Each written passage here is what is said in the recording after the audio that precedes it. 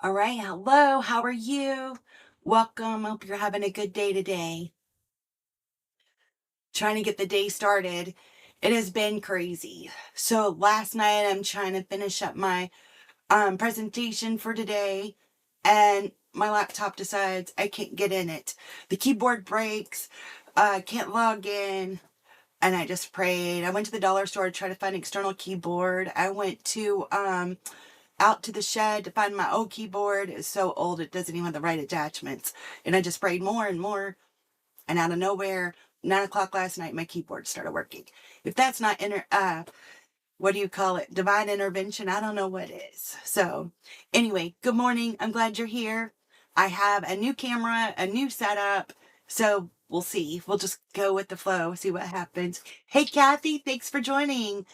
It is a good day. Man, it's been a obstacle right now though. Or was last night. So, and then we have a couple of snowstorms coming. I know Wayne said it's like -5 right now where he's at. It's supposed to be like 1 degrees Monday morning. And then snow tonight, snow Saturday night. So definitely going to be a fun few days. We had an interesting conversation last week. So today we're hoping to get through chapters 14 and 16, but I really want to discuss a lot of the questions we had last week. Found them very interesting, and I thought that would be a good place to start. So to start off, the question was, is when we got to chapter 12, it talks about the woman in heaven being with man child and then the red dragon. And is that historical or is that futuristic? Right. So it brings me back to Revelation 1:8. And there's another one too. I think it's Revelation 1:4. It kind of says the same thing. Alpha Omega, the beginning and the ending, said the Lord, which is and which was and which is to come, the Almighty. So I thought about it and I researched it and I researched it. And, John's writing this. So if you go back to chapter 1, John kind of lays out why he's writing Revelations. He was sent to the Isle of Patmos. He was told to sit down and write these letters to the 7 churches.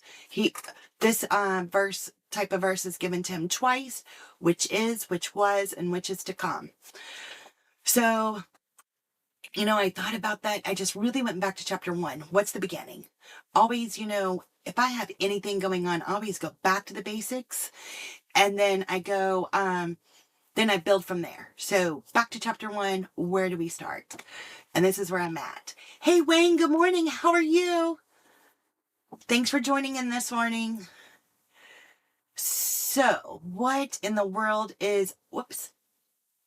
what is my interpretation of, is this futuristic or is it historical? So when a woman is pregnant with man-child, is it literal? People are like, okay, I've lost my camera is like AI and it goes wherever it wants to go. So sorry about that. Someone said bodies are on earth, souls only in heaven. I agree with that. But what about this woman that is pregnant with this man-child, right? Wayne says it's cold. I'm cold too. I still have my blanket. I stick with my blanket all the time. So, all right. Here, after reading it and rereading chapter 1, going back through, he tells us that,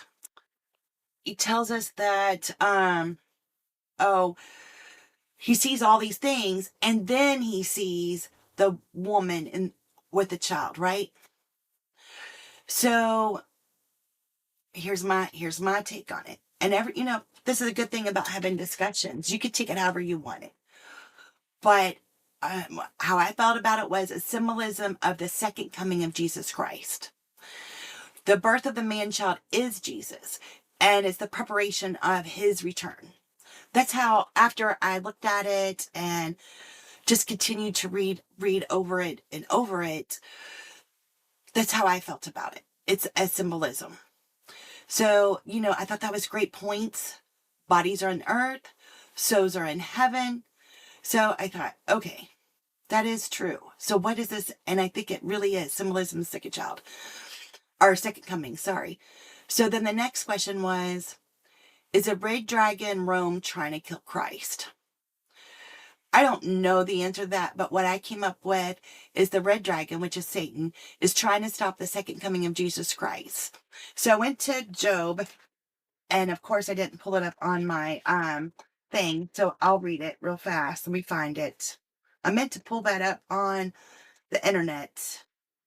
We could do that real quick. We'll just pull it up. That would be the easiest. Okay, so let me add a new tab.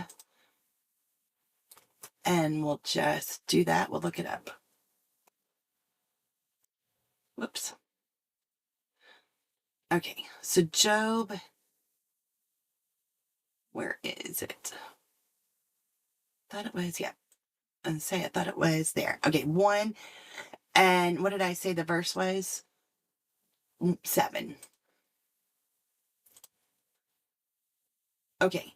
And the Lord said unto Satan, whence comest thou? The Satan answered the Lord and said, from going to and fro in the earth, and from walking up and down in it. So why do I reference that verse? Is because then this has to be futuristic, because, and that's what my next one was, Revelations, futuristic or historical, because the devil at that point can go from the earth to heaven, back and forth and back and forth. But in chapter, 12, whenever the woman was with man-child, there's a fight with the devil and Michael and everybody, and the devil's kicked out. The Satan is kicked out of earth or heaven and only onto earth. So this, and that's the same chapter about the man-child, the woman with the man-child. So that's how I felt about it after reading all these things and pulling it all together. Because why would it be that why would it be any other way that if the Satan can go back and forth, then how does that work, right? I'm going to try to fix me a little bit here. So that's how I felt about it. What is your opinion? Exactly, symbolism. Thank you, Wayne. I appreciate that. So that's how I took it. That's how I felt like it was a lot better that way for my making sense of it. Does anybody else have any opinions about that, since it was such a great conversation last week? That's what I want to do about this Bible study, because I'm just reading and trying to learn. And when people bring up those questions and discuss it, it makes me, where do I find that? What does that mean? And that's the exciting part of doing this Bible study and having this discussion. Wayne said Satan, I'm sure, is trying to stop or propose the inevitable. Yes. That's what I said, trying to stop the second coming of Jesus Christ. But I was really stumped last week, because I'm like, I didn't really think about all of that. And I guess in my mind, I'm just kind of reading and da-da-da. And then to have to stop and really research it, I loved it. Made me think deeper and deeper into that. But it makes so much sense. It's the second coming of Jesus Christ. To me, that's what made sense to me. And then I just wrote, the woman hides for 3.5 years. The beast has power. The woman hides during tribulation is how it sounds. And the beast has power for 42 months, which equals 3.5 years. Then I wrote, people are to have the mark of the beast in the right hand and in their foreheads. I kind of found that funny, because they're talking about, is the mark of the beast going to be like a chip? Or is it, because it does tell us it's going to be 666, right? 30 score, whatever. I forget how it's worded. 600, the number is 603 score and 6, right?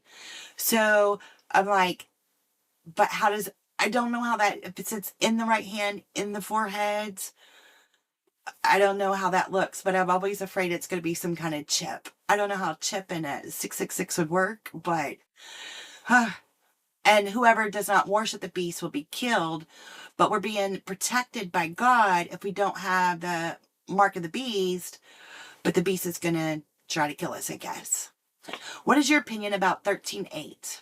So on 13:8, it states, and all that dwell upon the earth shall worship him, whose names are not written in the book of life of the Lamb, slain from the foundation of the world. And I wrote, are the people in the book saved from the beast? And so far, it sounds like it. So it'll be interesting to see what we learned in chapters 14 through 16. So, as we go through these next 3 chapters, I think it gives us a different, just adds to what we've learned so far. So having these discussions and questions, I think really makes 14, 15, and 16 kind of easier, in my opinion. So let's check it out. All right, back to, Revelation 14. And I do have a few references we'll be going through. Chapter 14, verse 1. And I looked, and lo, a lamb stood on Mount Zion, and with him 144,000, having his father's name written in their foreheads.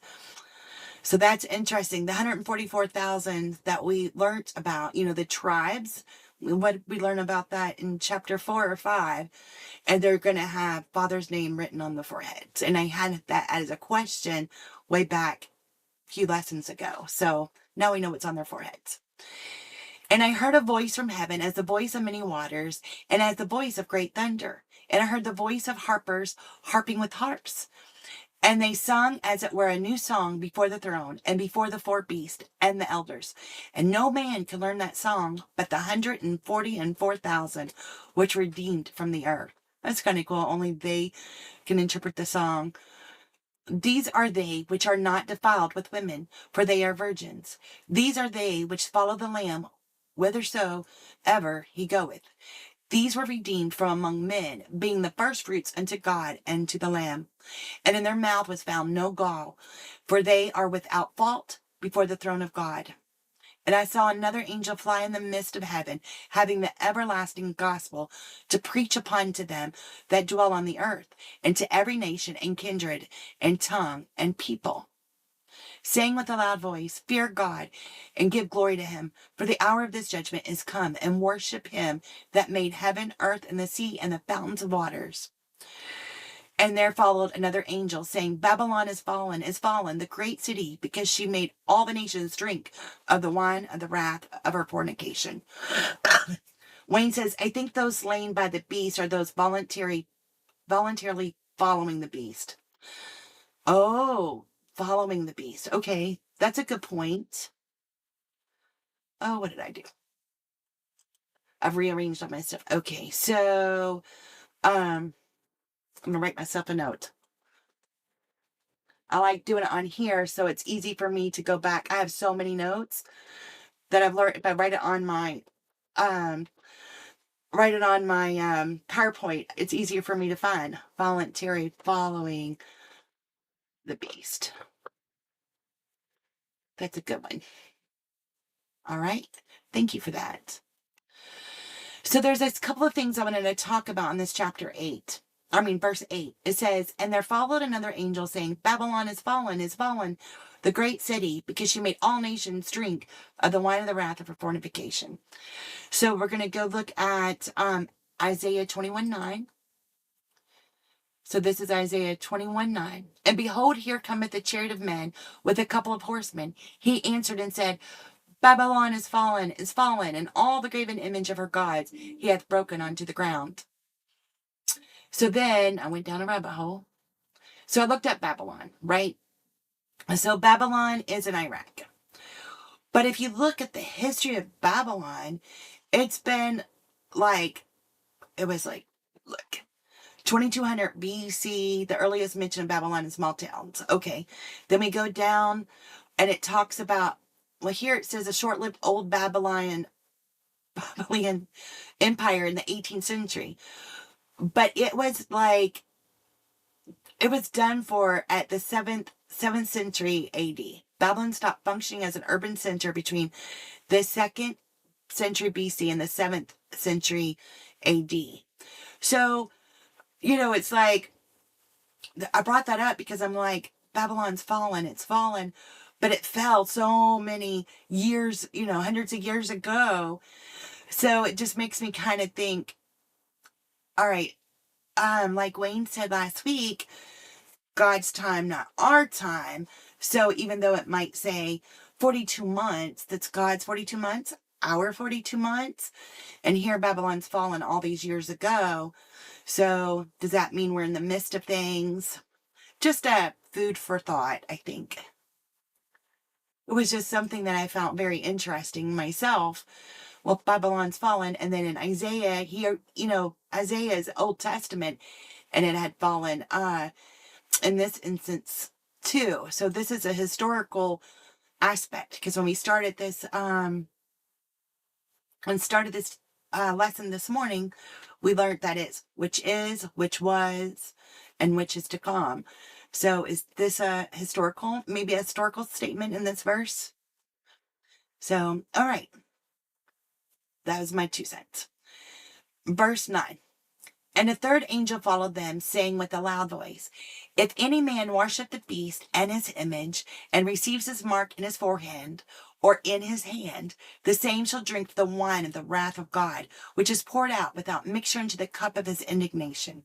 And he shall be tormented with fire and brimstone in the presence of the holy angels and the presence of the Lamb. And the smoke of their torment ascendeth up forever and ever, and they have no rest day or night, who worship the beast in his image, and whosoever receiveth the mark of his name. Kathy says, or fooled into following him. Ah, good. Yes, or fooled into following him. And that's what I'm worried about. Like, if I can't buy food unless I do this, am I going to accidentally take the mark of the beast? So, good point. I worry about that a lot. All right, so I wanted to stop on this one on chapter 11. There's a point I wanted to make in Isaiah. This is Isaiah 34:10. In Isaiah 34:10, it says, It shall not be quenched night nor day. The smoke therefore shall go up forever. From generation till generation it shall lie waste. None shall pass through it forever and ever. So we're talking about, the good points that we made last week was futuristic, historical, or whatever. So if you read this one, we have these problems generation after generation. I read that in some other parts too, where it's going to be generation after generation. So how long do we suffer through these things? Satan is the great deceiver. He got Eve to bite the apple. He shows us all these great things in the world where we start focusing on the world distractions instead of staying focused on God and doing good things. We become selfish. I think that's the weirdest part. Or I don't want to say weirdest. I think that's the saddest part, right? Is that we become selfish. All right. So that was verse 11. So starting on 12. Here's the patience of the saints. Here are they that keep the commandments of God and the faith of Jesus. And I heard a voice from heaven saying unto me, Write, blessed are the dead which die in the Lord from henceforth. Yes, said their spirit, that they may rest from their labors, and their works do follow them. And I looked, and behold, a white cloud, and upon the cloud one sat like unto the Son of Man, having on his head a golden crown, and his hand a sharp sickle. And another angel came out of the temple, crying with a loud voice to him that sat on the cloud, Thrust in thy sickle, and reap, for the time is come for thee to reap, for the harvest of the earth is ripe. I kind of got stuck on this a little bit, because it says, Thrust in the sickle and reap, for the time is come for thee to reap, for the harvest of the earth is ripe. So what does that mean? I read the wrong one, but we're going to actually look at that, because I did get stuck on this. Reap. Does that mean that we're going, it's time for God Jesus to come and do rapture or something? So it gave me one reference, but when I started reading the reference, I kind of got into it a little bit. And I think this is going to come late. I think this reference will be good later on when we get further down into Revelations as well. So this is Joel chapter 3, and we're going to read 9 through 14. So Joel chapter 3. Proclaim ye this more among the Gentiles. Prepare war. Wake up the mighty men. Let all the men of war draw near. Let them come up. Beat your plowshares into swords, and your pruning hooks into spears. Let the weak say, I am strong. Assemble yourselves, and come, all ye hither, and gather yourselves together round about, to their cause that might once to come down, O Lord. Let the heathen be awakened, and come to the valley of Jezabad, for there I will sit to judge all the heathen around about. But ye in the sickle, for the harvest is ripe. Come, get you down, for the press is full, the vats overflow, for the wickedness is great. Multitudes and multitudes in the valley of decision, for the day of the Lord is near the valley of the decision. So if you read that, it's kind of like, yeah, so maybe that is, the wickedness is great, is large, and now we're going to go to the valley of decision because everything's ripe. We're going to the valley of the decision. It's the moment. So I kind of thought it's how I felt about that particular reading. Like, it's ripe. The earth is ripe. So that's what I thought of, like, oh, this must be the rapture. And we're going to the valley of decision, valley of the decision. So wouldn't that be the rapture? I don't know that we as humans can understand or perceive the total concept of eternity. If time is thrown away, how can it be measured? I think that is a fantastic question. And I think, just thinking about when we had that conversation last week, I was thinking about Genesis, the beginning. He created earth. We had 7 days, but that was God's 7 days. And if you kind of look at historical scientifically, it's like that really didn't happen in 7 days because we have the history of the dinosaurs or the history of blah, blah, blah. So time concept, it does seem like unexplainable. And then as we're going through this, Revelations, and it gives us time frames, I think it's what you said last week, Wayne, that it's God's time, not our time. So can it be measured? But for me, it's like when I'm looking at the timeline after having that conversation last week, I thought, okay, it's not necessarily that I need to know this is going to last 3.5 years or this is going to last so many days, but what's the sequence? So I think I used the wrong word when I said timeline. I would rather use the word sequence. What's the sequence of events? I think that's a better word. I'm still got timeline written everywhere, but I definitely think sequence makes more sense. Because I think you're right. We don't know God's what a day is to God, and we don't know compared to our day. Because we can't, kind of like different dimensions. We're in different dimensions. So all right. Good question. Good comment. Verse 16. And he sat on the cloud of thrust in his sickle of the earth, and the earth was reaped. And another angel came out of the temple which is in heaven, he also having a sharp sickle. And another angel came out from the altar, which had power over fire, and cried with a loud cry to him that had the sharp sickle, saying, Thrust in thy sharp sickle, and gather the clusters of vine of the earth, for her grapes are fully ripe. And the angel thrust the sickle into the earth, and gathered the vine of the earth, and cast it into the great winepress, the wrath of God.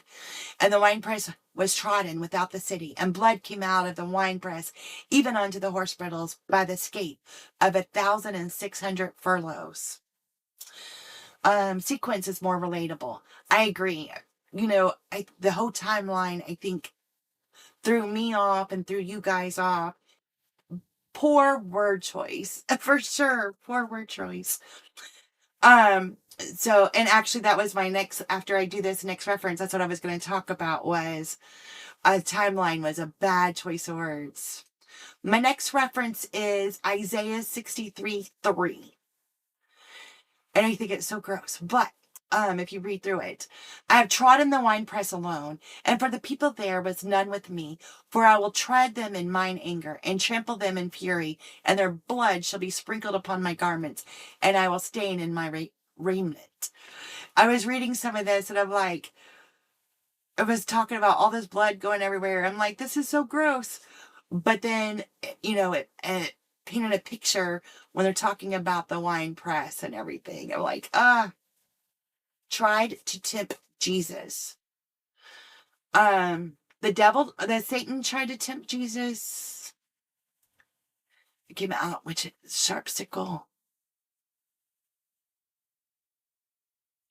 I definitely think, throughout the Bible or the New Testament, they tried all kinds of things to tempt Jesus and to prove him wrong, It's crazy to think about all that. I did put some, I hit the wrong button. Sorry. So I did want to, where did I go? The earth was reaped. Furlong is an eighth of a mile. So when we were talking about that a minute ago, 1,600 furlongs is 200 miles. So they press this wine and it goes 200 miles, right? And then I just wrote, in chapter 7:3, God's people have a seal on their forehead. I'm like, we got that answered.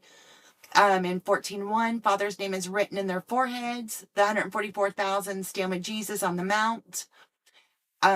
So we got to learn a little bit more about the 144,000 people that we were hearing about earlier in this particular thing.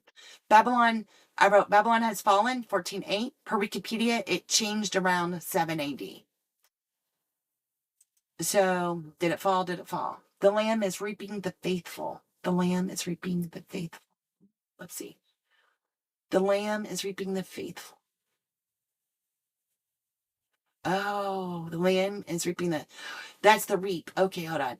Another angel came to crying with a loud voice, sat on the cloud, sickle and reap, for the time has come for thee to reap, for the harvest of the earth is ripe. And the earth was reaped. And he sat on the cloud, thrust the sickle on the earth, and the earth was reaped. Okay, and then that was verse.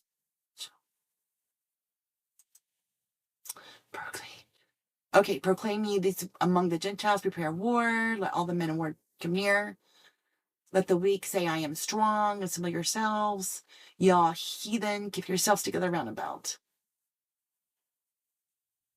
For thee I will sit to judge all the heathen around about. Lord is near the valley of decision. The Lamb is reaping the faithful. Could be. So it talked about where was that in that part? It talks about where the evil is great, and then he's ready. I think that was Isaiah.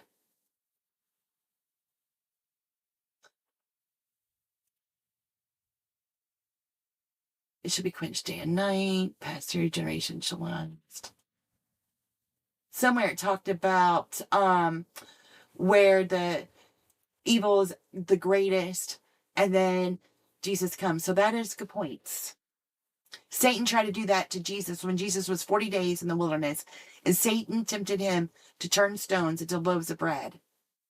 Maybe not their wickedness is great. Maybe not their wickedness is great. So I kind of took like reap, it's harvest on the earth is ripe. So to me, I thought everything is at the point that it's time for Jesus to come to save his people, that everything was at that breaking point. And so it's ripe. It's, if you think of a fruit, or let's think of a tomato. That's my favorite plant. Before it is ready to be picked, it's green and it's slowly turning red.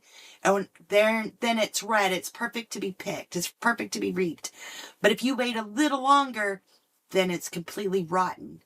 So I guess if I use that analogy in my mind, I was thinking, all right, so we had all this stuff. We're preparing. We're at that point that we can't pass any further because maybe all of God's people are in danger, or all of the Christians are going to have to choose. We're going to starve if we don't do the mark of the beast, or we're at that point that it's going to go sour. So he's coming. It's the perfect time for him to come for rapture before everything else sours, because you can only starve so long, or you can only do that. That was my take. When I was thinking about it, I was just comparing it to a tomato plant. Like, it's prepping, it's going through all of its changes and growing. And then it's that one point. Because believe me, I let my tomatoes get ruined. And after a little bit, it just rottens, right? So that's how because I try to visualize as I'm reading this. What does that look like? What can I compare that to? And that was my comparison. Was just thinking about my poor tomatoes. Those are great comments. I love it. And yes, Satan does definitely try to tempt Jesus. He tries to tempt us. It's rough out there. We have to be strong, and that's where we need each other. That's why we need these kind of discussions. Help each other, because we're just all followers and learners, and with each other we can, be stronger and grow together, right? You wouldn't want to harvest a crop while the crop is still seeds, or it's rotten, or if it's rotten. Exactly. So there's that fine little window. That's how I took it. Exactly. But I don't know everything. That's just my interpretation, and I like it because we can just interpret things, right? All right, so we're going to go to chapter 15. I like to have my Bible open just in case I need to reference something, even though I have it right here. So flipping the page. All right, chapter 15 is short and sweet, but got some comments here. And I saw another sign in heaven, great and marvelous, 7 angels having the 7 last plagues, for in them is filled up the wrath of God. And I saw as it were a sea of glass mingled with fire, and them that had gotten the victory over the beast, and over his image, and over his mark, and over the number of his name, stand on the sea of glass, having the harps of God. So that's kind of cool, right? I saw it were a sea of glass mingled with fire, and them that had gotten the victory over the beast, over his image, and over his mark, and over the number of his name. And they're standing at the sea of glass, having the harps for God. So, I mean, how victorious is that? To me, it's like, wow, you went through all these things. You were able to conquer, not fall into the trap, not do any of those things. I think that's amazing. And I do have to laugh. See that part where it says, and over the number of his name? I'm not sure what that's going to entail. Hopefully we'll learn later. But in middle school or high school, whatever, we're like, oh, that president must be bad because, they have 6 letters in their first name, 6 letters in their middle name, and 6 letters in their last name, or whatever. Anybody that had 6 letters in each one of their 3 names, we're like, they're the bad people. They're the bad people. Sometimes we'd ask people their middle names if they had 6 for the first name and 6 for the last, so we could figure out if they were bad people or good people. That's how your minds work when you're young, right? I'm a big believer in common sense thinking. Me too. Me too. I think we're on a lot of the same page. After going live on Tuesday, I think we had a lot of we're kind of on the same wavelength. So, and thank you for being there Tuesday, Wayne. Appreciate that. All right, so here we go. That was my little thing about 2. Whenever I was reading verse 2, it made me kind of chuckle because how we did that back in school. 3, and they sing the song of Moses, the servant of God, and the song of the Lamb, saying, great and marvelous are thy works, Lord God Almighty. Just and true are thy ways, thou King of saints. Verse 4, who shall not fear thee, O Lord, and glorify thy name? For thou only art holy, for all the nations shall come and worship before thee, for thy judgments are made manifest. All right, so then our next reference here is Exodus chapter 15, verses 14 through 16. And you can always look here. Can you see? You might not be able to see. Hopefully you can see where it says it on top, but you might not be able to. So this is Exodus chapter 15, verses 14. The people shall hear and be afraid. Sorrow shall take hold on the inhabitants of Palestina. Then the dukes of Edom shall be amazed. The mighty men of Moab, trembling shall take hold upon them, and all the inhabitants of Canaan shall melt away. Fear and dread shall fall upon them. By the greatness of thine arm, thou shalt be as still as a stone, till thy people pass over. O Lord, till the people pass over which thou hast purchased. So this is in my, it does show me in my Bible reference points, and that was a reference point. But I read that and I just found it interesting because we have all that Palestine and Israel conflict. And here it says, the people shall hear and be afraid. Sorrow shall take hold on the inhabitants of Palestina. So I just thought that was interesting. I hadn't really paid attention to Palestine being in the Bible as much. I know it is, but I just hadn't been paying attention to it. And then it says, all the inhabitants of Canaan shall melt away. And if you remember back in our first couple of lessons of Revelations, Israel was Canaan. And we can look that up. I'll look it up real fast. Historical Canaan. Okay. And I had them up forever. I don't know. I think maybe that one would be a good one.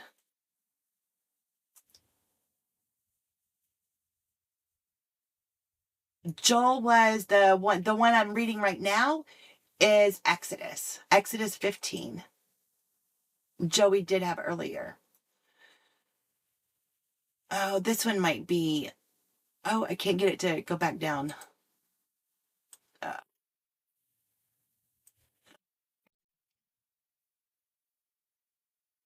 Oh, I hate that I messed that up. Okay, hold on. Let me find a different map. That didn't work out for me.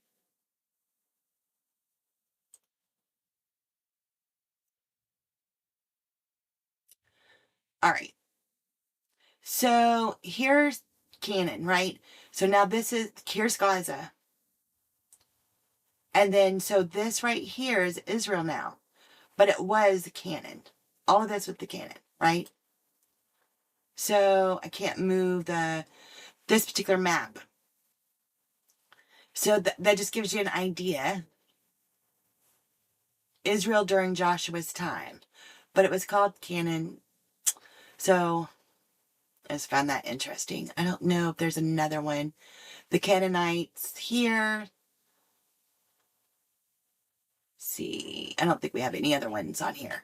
And we did that in the earlier lessons to learn about where the seven churches were, where was Israel, and then we looked, I think the next lesson we learned where the tribes of Israel were, where they were spread out. And it showed that it was Canaan at the time. I just found that to be interesting because it says all the inhabitants of Canaan shall melt away. And the people of Palestine will be in sorrow. So, and that's kind of where we're at. And then what is Israel for real? But learning that, right? Just thought that was another food for thought. Good reference point. So I'm just going to read verse 4 again, just to get back where we were. Who shall not fear thee, O Lord, and glorify thy name? For thou only art holy. For all nations shall come and worship before thee, for thy judgments are made manifest. Verse 5, and after that I looked, and behold, the temple of the tabernacle of the testimony in heaven was opened. And the seven angels came out of the temple, having the seven plagues, clothed in pure and white linen, and having their breasts girded with golden girdles. I wanted to go to Numbers. I kind of missed that one. Numbers 1:48 through 53. So Numbers 1:48 through 53.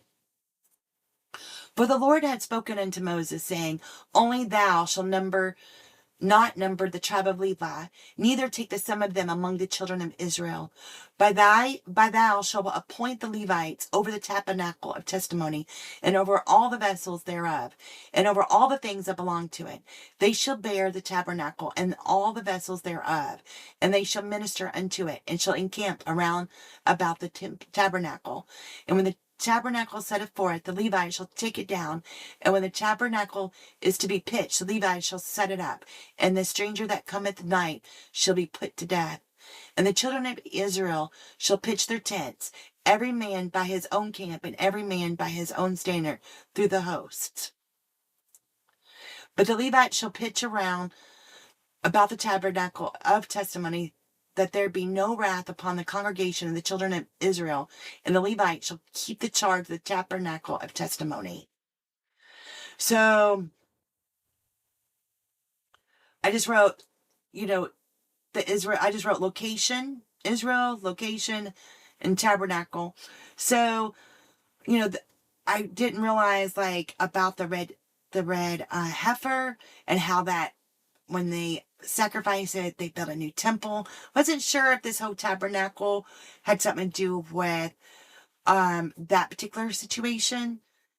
Because they say once that temple is rebuilt, then that's a sign of tribulation happening. And then I was reading this, and it was a reference from my Bible into this. So I just thought it was interesting. And then the Levites are to be over the tabernacle. And if you think of what's going on right now, because they had their tabernacle built, and then the Muslims took it over, and then they gotta sacrifice a red heifer, and it has to be perfect, blah blah blah, and they'll rebuild theirs. Just thought this kind of all went in with it, and I thought it was real interesting that there was a reference point in Revelations talking about it. So I'm not sure the correlation here, but definitely thought that was kind of interesting, especially knowing what's going on and them ready to do the trying to find a red heifer to sacrifice, which you haven't heard about that for a while. So did they find one? Did it work? I don't know. All right. So back to verse 6. And the 7 angels came out of the temple, having the 7 plagues, clothed in pure and white linen, and having their beasts' breasts girded with golden girdles. And one of the 4 beasts gave unto the 7 angels 7 golden vials full of the wrath of God, who liveth forever and ever. And the temple was filled with smoke from the glory of God and from his power, and no man was able to enter into the temple till the 7 plagues and the 7 angels were fulfilled. So when I read verse 8, I was thinking, okay, so does that mean that nobody goes into heaven until Judgment Day? Because it says, and no man was able to enter the temple. And maybe it's not heaven. Maybe, but we're going to have a temple here on earth at some point. I think we get to that in chapters 20 21. Sorry. So I just found that interesting too. And if not, then what happens after we pass? Are we just floating around or whatever until Judgment Day? And I think that's very possible. Talking about ghosts, I believe in ghosts. Are we just kind of ghost until Judgment Day? I do believe that our loved ones talk to us as we pass, as they pass, and they come back into our dreams, or they guide us, or you feel their presence. But are they ghosts? Are they angels? What are they? And the Catholics believe in purgatory. And I don't know, that purgatory could be, maybe it's not as negative. Maybe it's not negative. And we're kind of there until Judgment Day. Those are just some thoughts I have. And sometimes my thoughts are really crazy, but that's where I was. Do you all have any comments about chapter 15 or 14? I'm sorry, Kathy, I'm not sure. If you were talking about my reference points, I can, write those down. So in chapter 4, you said Joel. So, in chapter 14, my reference point was Joel 3, 9 through 14.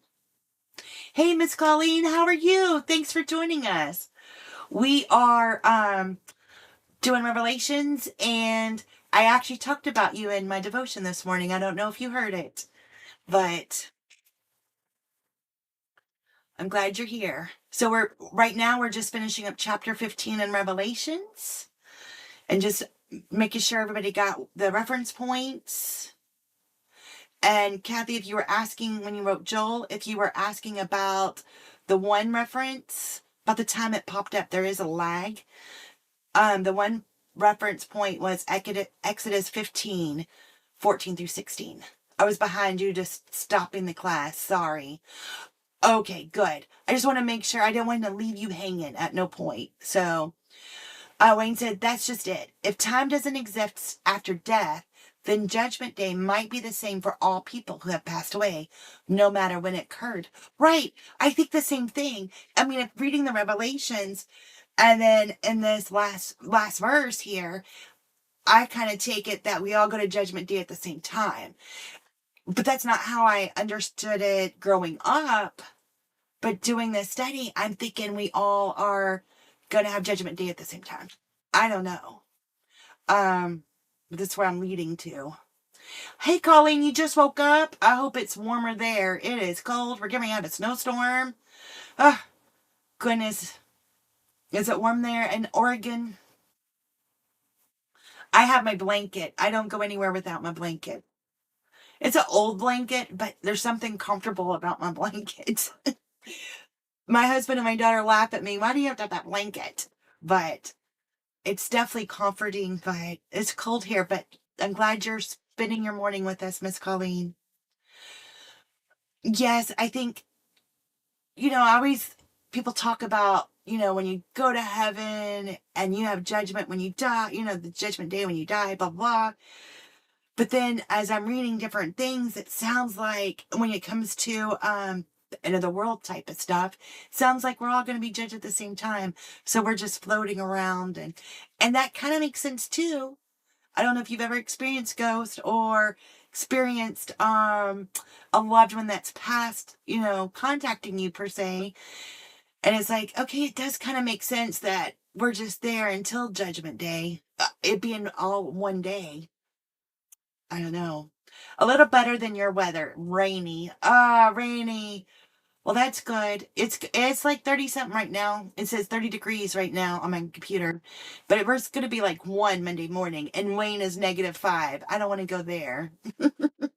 No Wisconsin for me. All right. My sister just got an electric blanket to use to stay warm. She also lives in my town. Oh, yes, an electric blanket. We used to have, I think my one grandma had an electric blanket all the time. It was fantastic. They're made so much better now than back then. That sounds wonderful. Kathy's my mom, just in case y'all didn't know. And so maybe that'll put a bug in her ear for Christmas. An electric blanket, Mom.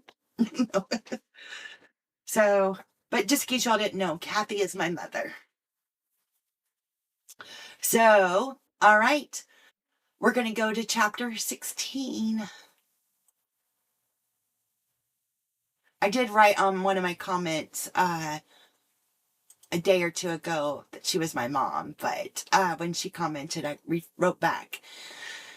So, all right. Chapter 16. I don't have a lot of reference points at this point on this one, but I have some discussion for it. Ready? I heard a great voice out of the temple saying to the 7 angels, "Go your ways and pour out the vials of the wrath of God upon the earth."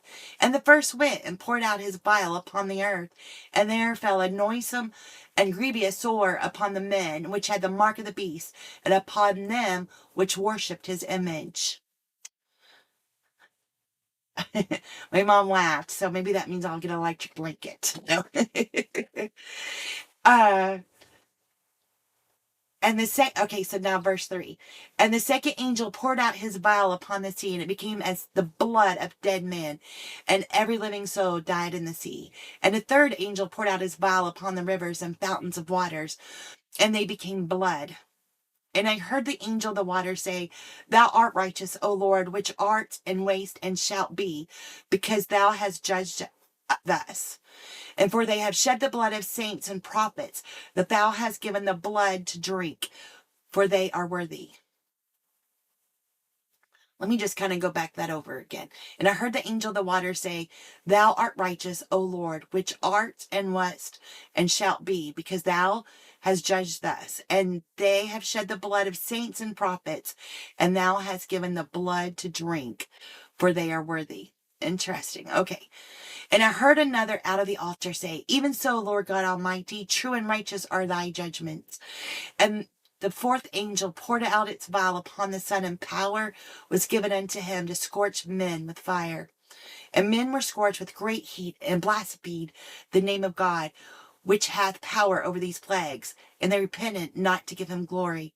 And the fifth angel poured out his vial upon the seat of the beast, and his kingdom was full of darkness, and they gnawed their tongues for pain.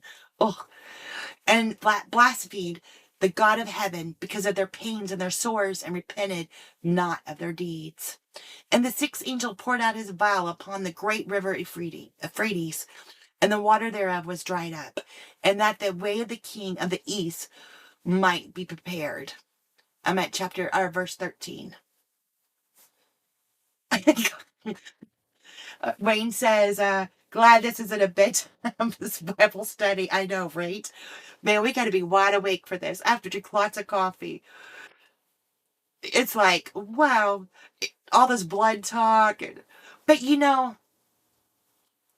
I know this all sounds gross and, fire and brimstone, but I try to imagine it. It just seems so, like I said, I like to kind of do images so I can understand things or whatever. And I think, oh, wow, this would be so cool to see. Like, scary as heck, but it's so hard for my mind to visualize some of this stuff we're reading about. But wouldn't it be cool to just be a fly on the wall and see all these things? And one day we'll be there and be able to see it. At least we hope we are, right? I think we're good people. So, okay, verse 13. And I saw three unclean spirits like frogs come out of the mouth of the dragon, and out of the mouth of the beast, and out of the mouth of the false prophet. So that's interesting. I hadn't really noticed that. There's three: dragon, beast, and false prophet. I am going to note that because I didn't realize that earlier. The things okay. Chapter 16. Sorry, guys. I want to make sure I capture stuff.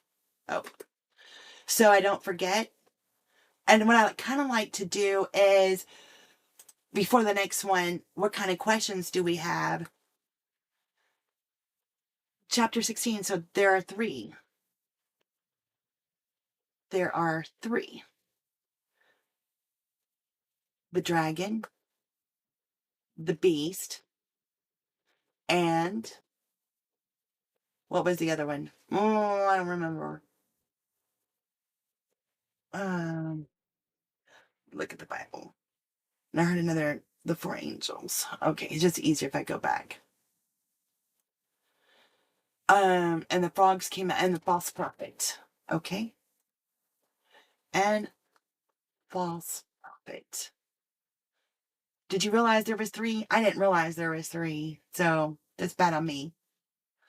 Red rum, if you know the reference. I've heard it, but I don't know. I don't know the reference. Nope. But I have heard it, but I don't remember. Ah. Okay, false prophet. So there's three. For they are spirits of devils working miracles, which go forth unto the kings of the earth and of the whole world, to gather them to the battle of that great day of God Almighty. Behold, I come as a thief. Blessed is he that watcheth and keepeth his garments, lest he walk naked. They see his shame. And he gathered them together into a place called, in the Hebrew tongue, Armageddon. We hear a lot about Armageddon, right? Oh, yes. I know what red rum is now. I just got it. I forgot. I knew I heard it. It just clicked on me. Yes, yes. I'm like, I know that. It just kept going, even though I was reading out loud. It just kept bothering me. Now I know. Say it backwards. Yes. All right. For they, okay, behold, I come as a thief. Blessed is he that watcheth and keepeth his garments, lest he walk naked and they see his shame. And he gathered them together into a place called in the Hebrew tongue Armageddon. Okay. And the seventh angel poured out his vial into the air, and there came a great voice out of the temple of heaven from the throne, saying, It is done.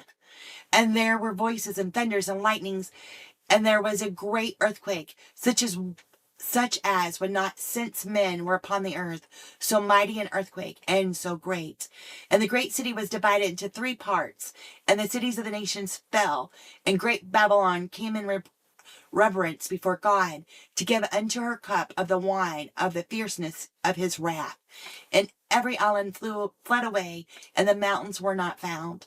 And there fell upon men a great hail of heaven, every stone about the weight of a talent, and men blasphemed God because of the plague of the hell, for the plague thereof was exceedingly great. Exceeding great. What about red rum? Read it backwards.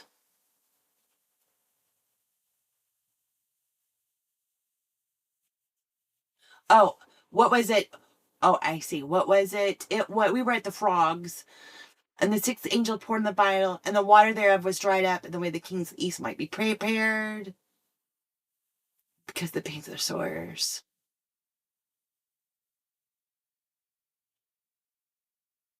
For they are spirits of devils working miracles, which go forth the kings of the earth end. Spelled backwards and joined, it spells. Yes. All right.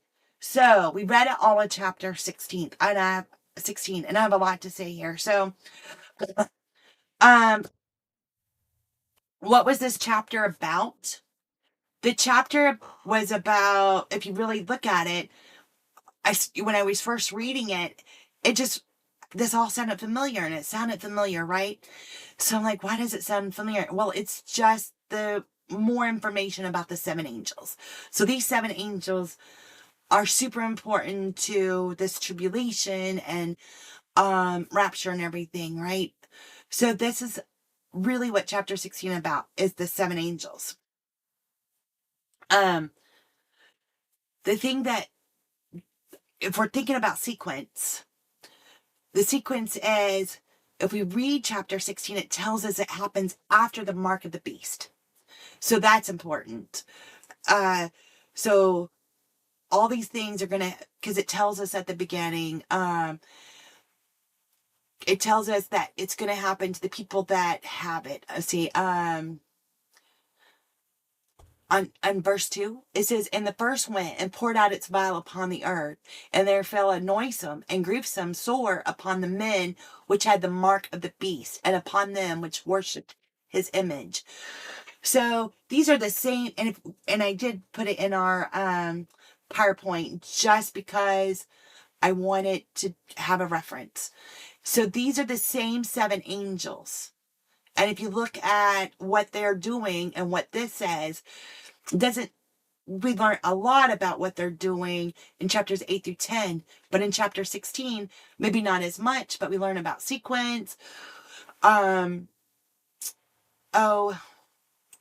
just a little, like a little different spin on it, but it's still the same one. They're still doing the sun. They're still putting out, making the blood water, and there's going to be darkness.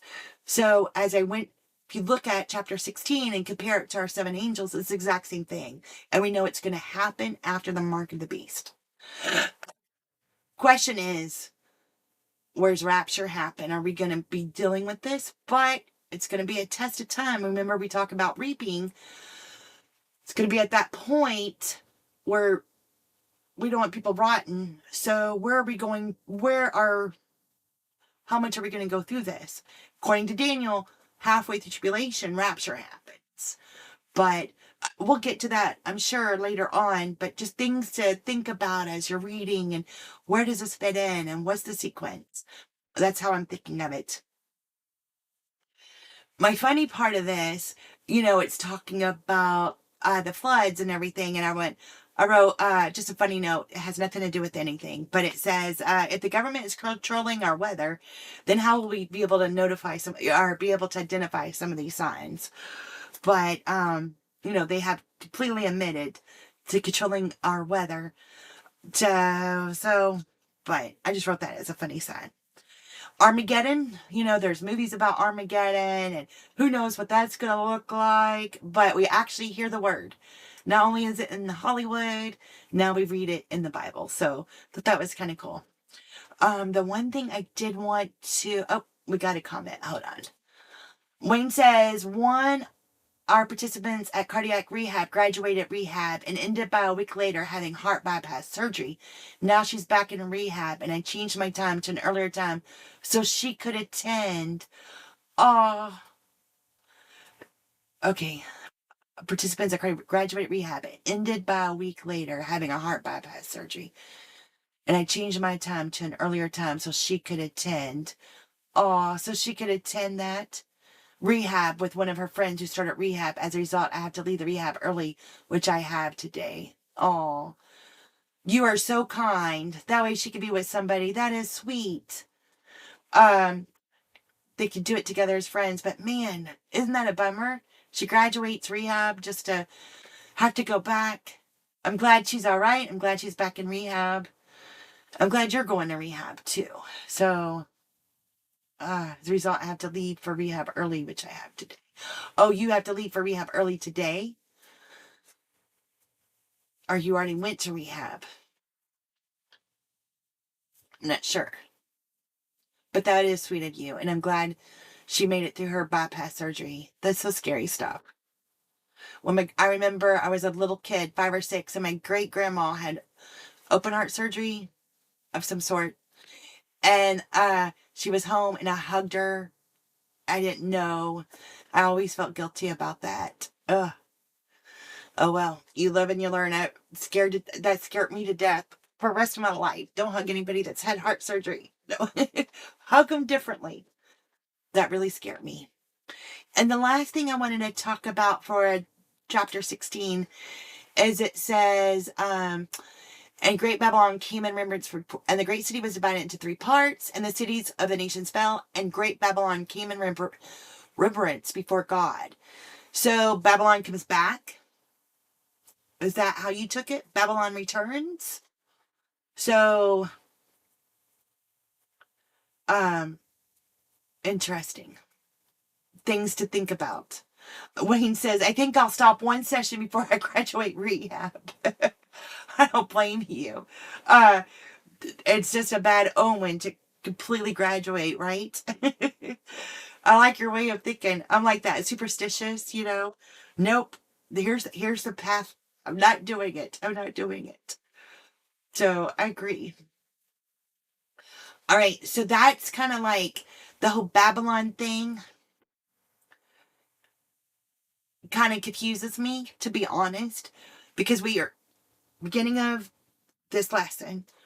Is it historical or is it future? To me, it's past, present, future, right? Because he says, which is, which was, which is to come. So I think, and he does that at the beginning in chapter 1 of Revelation twice, not once, but twice. So it tells us, as we're reading Revelations, we're going to have past information, we're going to have present information, and future information. So the Babylon thing is from the past. Here in chapter 16 is a futuristic part of Babylon. But what about current Babylon? There is no current Babylon. It's in Iraq, but it's not Babylon per se. So where does that fit in as you're thinking about sequences? And then if you're trying to do a time frame, is this however many days that tribulation is supposed to happen? Is that part of it? It's been 2,000 something years since Babylon's been Babylon. Kind of interesting. Food for thought, though. My rehab is a half hour, so I'm off. See you next time. Bye, Wayne. Thank you so much for joining in. I appreciate you. Have fun at rehab. Stay warm out there. I appreciate all your support, too. Thank you so much. So, I thought Babylon was an interesting aspect with it being, it's Babylon's fallen, Babylon's fallen. We know that's historical. And then what about now? And where does it fit in our sequence? And then now it sounds like the Great Babylon comes in our memories. So interesting. Okay. So we discussed that was earlier. So that's all I had was to me, chapter 16, it just reinforces the angel's duties. So during tribulation. So that's going to be after the mark of the beast. That's going to be, you get the mark of the beast, and then this happens. So as tribulation continued on, during, let's see, has the rapture begun? Helps to spell correctly. Begun. Don't know. The first angel poured the vial, which has caused issues with people with the mark of the beast. So found that to be all kind of together in the sense of we reaped the earth. What chapter was the reaping the earth?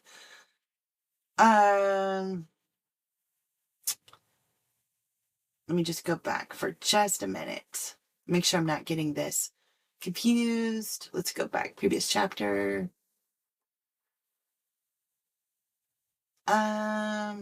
He's saying Moses. Got myself confused for a minute. So that was in chapter 14, I think. And they sung this.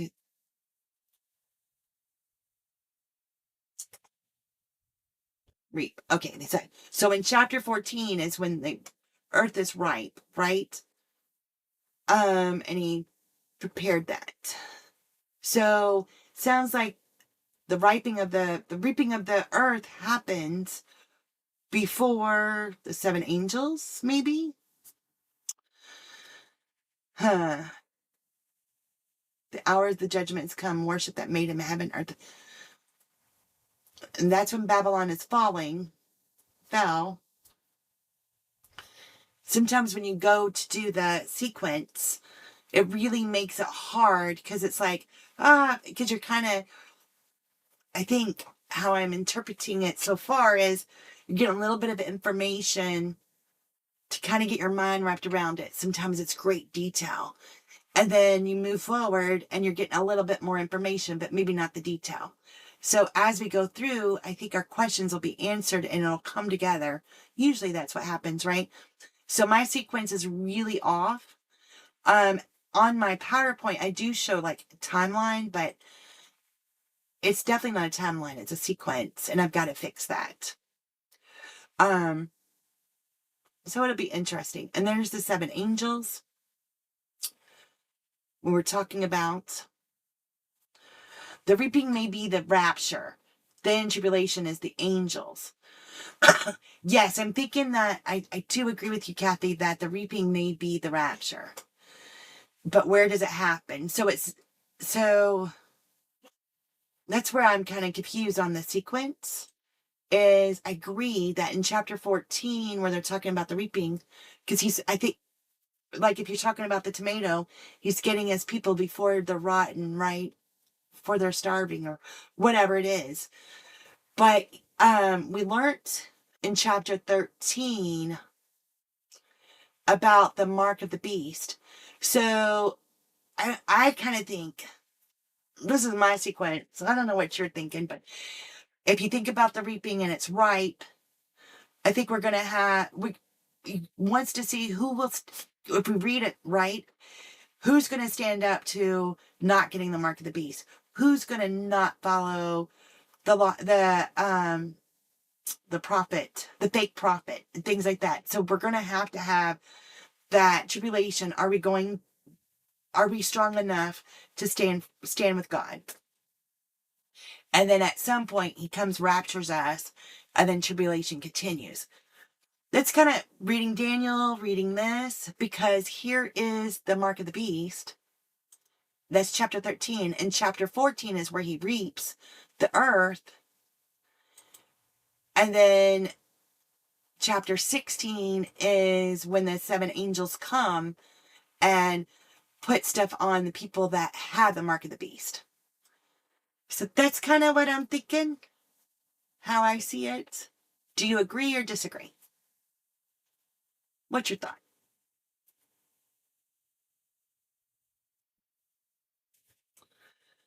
I'm not sure, but I think we'll learn more and more as we go. But that's all I had, like, lesson-wise on Revelations. The prayer request, if anybody has prayer requests, please let me know. I just did want to share Matthew 18:20, though, for where 2 or 3 are gathered together in my name, there I am in the midst of them. So just want to keep praying. I have my list. Let's see. If I move, will it move? I have this new camera and I haven't figured out how to use it yet. So we'll see. Here we go. Closer and closer. So I have Levi. That is Adrian's uncle. He did get out of the hospital, but he is like in a nursing home. Still has many things. Amy is doing praying for her little tiny home she's building. Our children, peace. The Venezuela thing is really scaring me right now, right? All that suffer, America. Pray for Miss Sally D's reality. She just hit 1,000 subscribers, so that's good. Prayers are working for her. Yvonne, always pray for Yvonne. She's such a sweetie. Always have car problems or something, so I keep her in mind. Debbie Sue did get out of surgery, and she's doing great with her surgery, so that's good. So happy for Miss Debbie Sue, but she's still having a long recovery, so keep her in your prayers. And Dean's ran into a deer, so he's back not being able to do his stuff again. And Wayne, he's at his cardiac rehab, so keep praying for him. And LW, she's such a good supporter of ours, and always have her on our mind. If you have anybody else to add, please let me know. The low-hanging fruit, the ones that have been faithful all along, then tribulation, we witness and help the unsure. Yes, good one. I like that. The low-hanging fruit, the ones that have been faithful all along, then tribulation, we witness and help the unsure. I like that. Very good, Kathy. I like that a lot. I agree. We have a job to do. And maybe that's why this is on my heart to read about it. So we understand our job. I thought about that earlier. Like, why am I doing this Bible study? Why on YouTube even? And I feel like I'm learning to do, what is my job?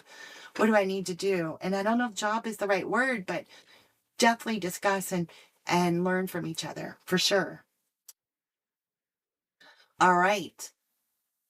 And then I put this in last week, but it's still on my heart.